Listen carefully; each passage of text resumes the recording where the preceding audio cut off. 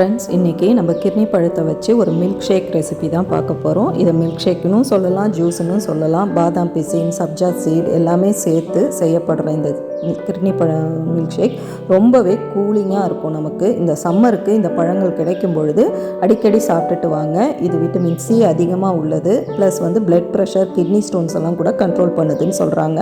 அதனால் health benefits இருக்கிற இந்த பழத்தை நிறைய எடுத்துக்கோங்க. அப்படியே கூட நீங்கள் வெல்லம் தொட்டு கூட சாப்பிட்லாம். நம்ம இப்போ இந்த மில்க் ஷேக் எப்படி செய்கிறதுன்றதை பார்க்கலாம். நான் 2 கிர்னி பழத்தை இந்த மாதிரி சீட்ஸை ஃபஸ்ட்டு எடுத்துக்கிறேன். அரிஞ்சிட்டு அதனுடைய பல்ப்பை மட்டும் இப்படி கரண்டியால் எடுத்துக்கோங்க. ஈஸியாக இருக்கும். தோல் எடுத்துட்டு ப்ளஸ் கட் பண்ணுறதை விட இது ஈஸி மெத்தடாக இருக்கும். இந்த மாதிரி எடுத்து தனியாக வச்சுக்கோங்க. 2 பழத்தையும் இதே மாதிரியே நான் செஞ்சுக்கிறேன். இப்போ பாருங்கள், இந்த பல்ப்பு எடுக்கிறதுக்கு நமக்கு ஈஸியாக இருக்கும். அந்த மாதிரி எடுத்துக்கோங்க. இதை இப்போ நம்ம பால், வெல்லம் சேர்த்து தான் நம்ம செய்ய போகிறோம். அதனால் எப்படின்றத நம்ம அடுத்து வீடியோவில் பார்க்கலாம். இந்த மாதிரி எல்லா பழத்தையுமே இந்த மாதிரி எடுத்து வச்சுக்கலாம். இப்போ ஒரு மிக்சர் ஜாரில், ஜூஸரில் ஃபஸ்ட்டு அந்த லிக்விடாக இருக்கிறதெல்லாம் சேர்த்துக்கோங்க. வேஸ்ட் பண்ணிடாதீங்க, அதையும் சேர்த்துக்கோங்க.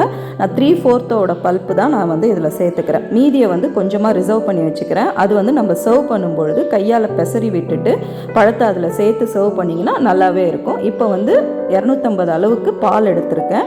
உங்களுக்கு இன்னும் லிக்விடாக வேணும்னா இன்னும் கொஞ்சம் பால் சேர்த்துக்கோங்க. காய்ச்சி ஆற வச்சின பால் தான். ஸ்வீட்டும் உங்களுக்கு தகுந்த மாதிரி வெல்லம் சேர்த்துக்கோங்க. ஸ்வீட்டு அது உங்கள் விருப்பம்தான்.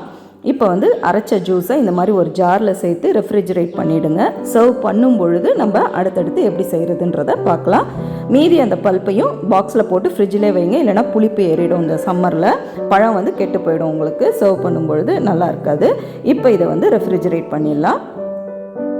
இப்போ சர்வ் பண்ணுறது எப்படின்றத பார்க்கலாம். இப்போ அந்த பழத்தை கையாலேயே நல்லா மேஷ் பண்ணியிருக்கேன். அதை ஒரு கரண்டி சேர்த்துக்கோங்க. அதாவது 1 டேபிள் ஸ்பூன் அளவுக்கு சேர்த்துக்கோங்க. 2 டேபிள் ஸ்பூன் கூட நீங்கள் அவங்கவுங்க விருப்பத்துக்கு தகுந்த மாதிரி.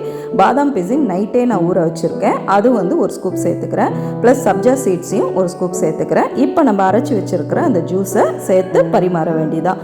இதே மாதிரி நிறைய ஜூஸ் வெரைட்டிஸ் நம்ம சேனலில் அப்லோட் பண்ணியிருக்கேன். டைம் கிடைக்கும் போது போய் செக் பண்ணுங்கள்.